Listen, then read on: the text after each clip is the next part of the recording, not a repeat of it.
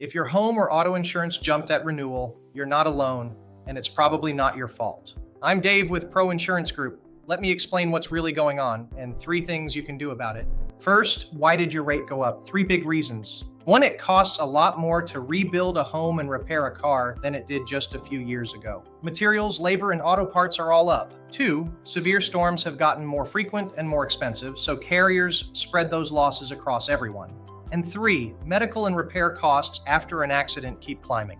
Notice what's not on that list. You. Most rate increases have nothing to do with a claim you filed or anything you did wrong. So here's what actually helps. Number 1, shop your coverage with an independent agent. We compare A-rated carriers side by side so you're not stuck with one company's price. Number 2, make your policy work smarter.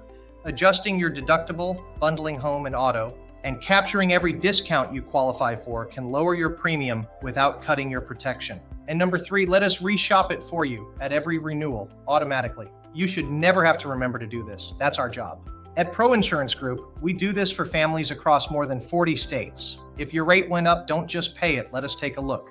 Click below for a free coverage review and let's see what we can save you.